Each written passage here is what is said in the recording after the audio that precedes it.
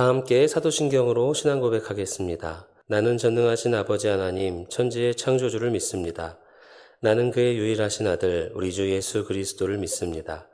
그는 성령으로 잉태되어 동정녀 마리아에게서 나시고 본디오 빌라도에게 고난을 받아 십자가에 못 박혀 죽으시고 장사된 지 사흘 만에 죽은 자 가운데서 다시 살아나셨으며 하늘에 오르시어 전능하신 아버지 하나님 우편에 앉아 계시다가 거기로부터 살아있는 자와 죽은 자를 심판하러 오십니다. 나는 성령을 믿으며 거룩한 공교회와 성도의 교제와 죄를 용서받는 것과 몸의 부활과 영생을 믿습니다. 아멘.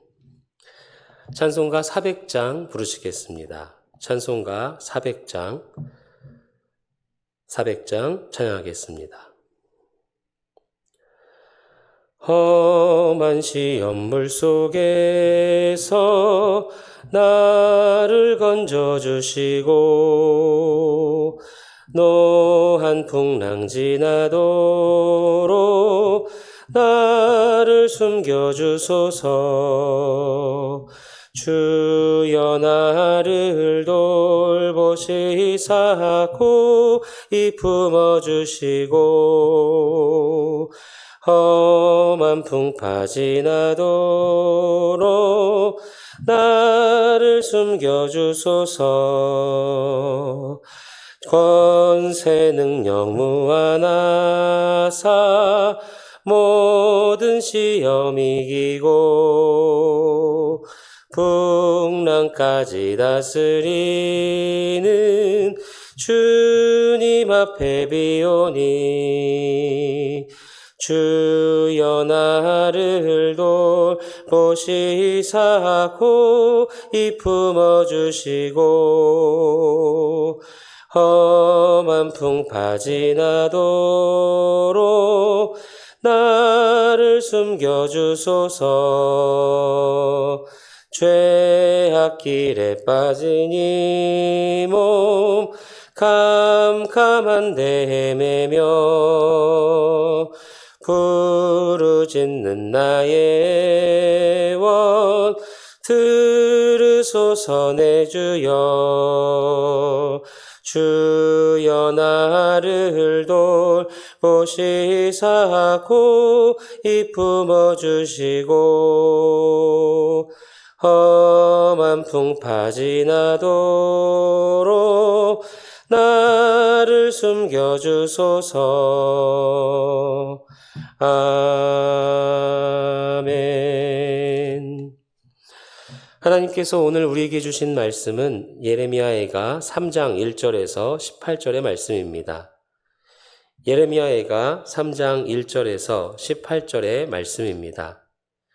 구약성경 1146쪽에 있습니다. 이제 하나님의 말씀을 봉독하겠습니다. 하나님의 말씀을 경청하시기 바랍니다. 여호와의 분노의 매로 말미암아 고난당한 자는 나로다. 나를 이끌어 어둠 안에서 걸어가게 하시고 빛 안에서 걸어가지 못하게 하셨으며 종일토록 손을 들어 자주자주 나를 치시는도다. 나의 살과 가죽을 쇠하게 하시며 나의 뼈들을 꺾으셨고 고통과 수고를 쌓아 나를 애우셨으며 나를 어둠 속에 살게 하시기를 죽은 지 오랜 자 같게 하셨도다. 나를 둘러싸서 나가지 못하게 하시고 내 사슬을 무겁게 하셨으며 내가 부르짖어 도움을 구하나 내 기도를 물리치시며 다듬은 돌을 쌓아 내 길들을 막으사 내 길들을 굽게 하셨도다. 그는 내게 대하여 엎드려 기다리는 곰과 은밀한 곳에 있는 사자 같으사 나의 길들로 치우치게 하시며 내 몸을 찢으시며 나를 적막하게 하셨도다. 활을 당겨 나를 화살의 관역으로 삼으시며 화살통의 화살들로 내 허리를 맞추셨도다. 나는 내 모든 백성에게 조롱거리 곧 종일토록 그들의 노랫거리가 되었도다. 나를 쓴 것들로 배불리시고 쑥으로 취하게 하셨으며 조약돌로 내 이들을 꺾으시고 재로 나를 덮으셨도다. 주께서 내 심령이 평강에서 멀리 떠나게 하시니 내가 복을 내어버렸으며 스스로 이르기를 나의 힘과 여호와께 대한 내 소망이 끊어졌다 하였도다. 아멘. 이 시간 목사님께서 하나님의 말씀 전해주시겠습니다. 은혜로운 시간 되시기 바랍니다. 여러분들이 아시는 것처럼 예레미야 애가는 장송곡이라고 볼 수 있습니다. 마치 상당한 사람이 하나님 앞에서 그 슬픔을 비통하게 토로하는 것과 같은 말씀이라고 볼 수 있는데요. 오늘 주신 말씀에도 그 모습이 그대로 나타나고 있습니다. 그런데 오늘 주신 말씀을 보면 하나님과의 관계가 완전히 단절되었다 하는 것을 알 수 있는데 8절을 보십시오. 내가 부르짖어 도움을 구하나 내 기도를 물리치시며 이렇게 말씀합니다. 하나님과 관계가 형성되어 있고 그 관계가 역동적으로 움직이고 있고 활성화되어 있다는 말은 무슨 뜻이냐면 내가 하나님께 기도하는데 하나님께서 내 기도를 받아주시고 하나님께서 또한 말씀하실 때 내가 그 말씀을 받아내는 것, 그래서 하나님과 나 사이에 교류가 이루어지는 것, 그것이 하나님과의 관계가 정상화되어 있는 모습입니다. 그런데 오늘 주신 말씀을 보면 하나님과의 관계가 완전히 단절되었다 하는 것을 알 수 있는데요. 하나님과의 관계가 단절되면 제일 처음에 나타나는 현상이 어둠입니다. 2절을 보십시오. 나를 이끌어 어둠 안에서 걸어가게 하시고 빛 안에서 걸어가지 못하게 하셨으며, 여러 가지 나열되는 하나님께서 이스라엘 백성에게 진노를 쏟아 부어 주시는 모습 중에 어둠에서 걸어 다니게 하신다, 그렇게 말씀합니다. 판단력이 없어지는 거죠. 어떻게 해야 될지도 모르겠고요. 어디에 무엇이 있는지 전혀 알 수 없는 상황이 됩니다. 그러니 얼마나 어려운 일입니까? 이 전체적인 예레미야 애가 3장 1절부터 18절까지 말씀은 예레미야 개인의 고통의 토로라기보다는 이스라엘 민족의 상황을 그의 언어로 이렇게 표현하고 있는 것입니다. 역사가 어두워지고 포로가 되고 그런 과정에서 이스라엘 백성들, 유다 백성들이 겪고 있는 어려운 고통스러운 현실을 이야기하는 거예요. 하나님께서 매를 치시고 하나님께서 어둠에 가두어 놓으시고 하나님께서 사방을 막으시고, 그래서 하나님과의 관계가 어떻게 되었느냐, 끊어진 정도가 아니라고 말씀합니다. 10절 보십시오. 그는 내게 대하여 엎드려 기다리는 곰과 은밀한 곳에 있는 사자 같으니, 먹이를 잡으려고 숨어 있는, 기다리는 그런 맹수같이 하나님께서 움직이신다, 그렇게 말씀합니다. 마치 하나님이 이스라엘 백성들의 원수 되신 것 같습니다. 이런 노래가 있어서 이 노래를 부를 때 이스라엘 백성들이 얼마나 고통스러웠을까. 예레미야 애가니까 이거 노래 가사라고 볼 수 있습니다. 슬픈 가사입니다. 그래서 이스라엘 백성들이 무척 고통스럽게 이 내용을 담아냈을 것입니다.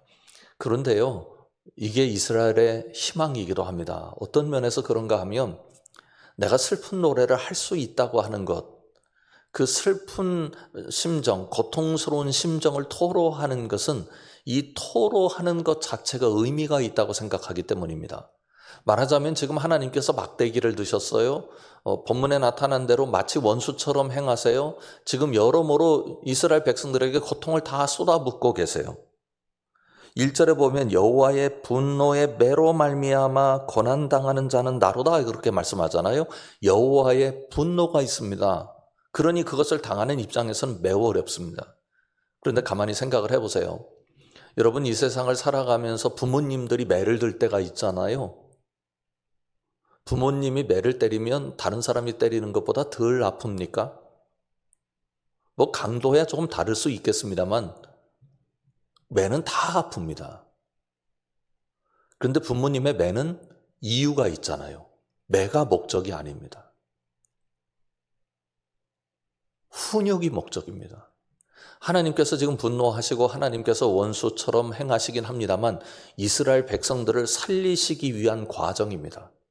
그걸 알기 때문에 아프다고 이스라엘 백성들이 소리 지르면서 하나님 앞에 지금 통곡하고 있지만 이스라엘 백성들은 그 통곡으로부터 벗어나는 일이 있게 될 것입니다.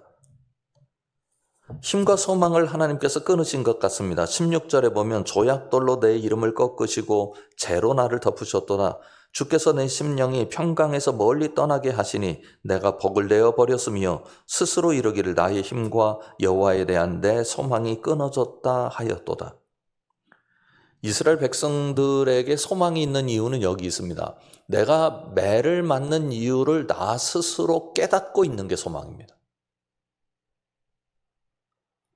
그렇잖아요. 지금 부모님이 매를 때리는데 아이가 부모님이 지금 나를 미워해서 나와 이제 인연을 끊으려고, 그리고 나와 아무런 관계를 맺지 않고 나를 버리려고 이렇게 한다 생각을 하겠습니까? 매를 든 아빠도 엄마도 내 엄마요 내 아빠잖아요. 매를 드셨어요, 하나님께서. 그런데 매를 드신 하나님은 사랑의 하나님이세요. 하나님의 본질이 분노가 아니에요. 하나님의 매질이 분노가 아니에요. 하나님의 본질이 아니에요. 하나님의 본질은 사랑이에요. 사랑하시기 때문에 매를 드신 거예요. 사랑하시기 때문에 이스라엘 백성들을 깨달으라고 지금 몰아넣고 계신 거죠. 고통으로 몰아넣고 계세요. 그동안 하나님께서 얼마나 이스라엘 백성들을 설득하셨습니까? 이스라엘 백성들을 얼마나 하나님께서 간절히 부르셨습니까? 그런데 대답하지 않았어요. 오히려 더 나쁜 쪽으로 반응하고 더 빗나가고 어긋나고 말았다고요. 그런데 이제 이스라엘 백성들이, 유다 백성들이 이제 아는 거예요. 아, 이게 하나님의 진노이구나. 이게 이런 거잖아요. 하나님의 진노라고 하는 게 어떤 의미를 갖는 거냐면, 지금 바벨론이란 나라가 고통스럽게 만들고 있지 않습니까? 그동안의 얘기는 바벨론과의 정치적 역학관계에서 국가적인 어떤 상황 외교관계 속에서 그걸 다 해석을 했는데, 이제 이스라엘 백성들이 이걸 그렇게 해석하지 않고 하나님의 막대기구나, 이제 안 거예요. 이것이 이스라엘 백성들의 소망입니다. 사랑하는 여러분, 우리가 새벽마다 기도하잖아요. 그런데 기도하는 이유는 한 가지 아니겠습니까? 하나님의 마음을 내가 아는 것, 하나님의 뜻을 헤아릴 줄 아는 것. 하나님의 마음 알고 하나님의 뜻 헤아리면 그건 말할 수 없는 복입니다. 내가 무슨 소원을 잔뜩 하나님께 아려가지고 하나님이 이 소원은 들어줄 거야, 이 소원은 안 들어줄 거야, 그런 방식으로 하나님이 반응하신다고 우리가 생각하면 곤란해요. 하나님은 우리를 본질적으로 사랑하십니다. 그걸 우리가 분명하게 기억하고 하나님의 그 본질에 우리가 반응할 줄 알고, 때로는 우리에게 고통스러운 현실도 있겠고 때로는 어려운 현실도 있겠습니다만, 그때마다 이게 하나님께서 나를 세우시기 위한 하나의 방편이다라고 해석해낼 줄 알고, 설령 그게 하나님의 의도적으로 그런 일이 일어난 게 아니라 내 실수 때문에 일어난 일이고 어떤 사람 때문에 일어난 일이라 할지라도 하나님께서는 그것조차도 관리하고 계신다고 하는 믿음을 가지고 살아가는 게 우리에게 중요합니다. 여러분 모두가 하나님의 마음 알고 하나님의 뜻 아는 복을 누리시길 주님의 이름으로 축원합니다. 기도하겠습니다. 하나님 아버지, 우리의 마음이 예민해서 하나님의 뜻을 담아내는데, 하나님의 마음을 읽어내는데 부족함이 없도록 도와주시길 원합니다. 성령 충만하게 하여 주시옵고, 그래서 하나님과 더불어 친밀한 관계를 유지하는 믿음의 삶을 살게 하여 주시옵소서. 예수님 이름으로 기도드립니다. 아멘. 하늘에 계신 우리 아버지, 아버지의 이름을 거룩하게 하시며 아버지의 나라가 오게 하시며 아버지의 뜻이 하늘에서와 같이 땅에서도 이루어지게 하소서.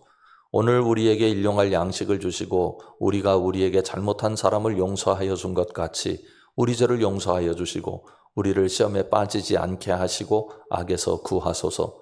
나라와 권능과 영광이 영원히 아버지의 것입니다. 아멘. 여러분, 나라를 위해서 기도해 주시기 바랍니다. 우리나라가 좀 표류하는 이 상황을 조금 질서 있게 잡아냈으면 좋겠어요. 하나님 앞에 기도해 주시길 바라고요. 연약하신 분들을 위해서 또한 잊지 말고 기도해 주시기 바랍니다. 내일은 평양노회가 있습니다. 평양노회가 은혜 가운데 잘 진행될 수 있도록 제가 이제 내일 예배 마치고 새 임원들을 세우면 제 임무는 끝납니다. 너무 감사합니다. 기도해 주셔서 참 감사하고 평양노회가 하나님 앞에 아름답게 쓰임받는 노회 될 수 있도록 위해서 꼭 기도해 주십시오. 교역자들 수련회 있는데 이 수련회를 통해서 우리 모두가 더 교회를 잘 섬기는 길을 얻을 수 있도록 기도해 주시기 바랍니다. 그리고 교회 학교 위해서 또 선생님들 위해서 우리 교회 학교 교역자들 위해서 선교지 위해서 우리 선교지의 선교사님들 위해서 그리고 신학교와 신학교 교수님들 위해서도 학생들 위해서도 기도해 주십시오. 자유롭게 기도하시겠습니다.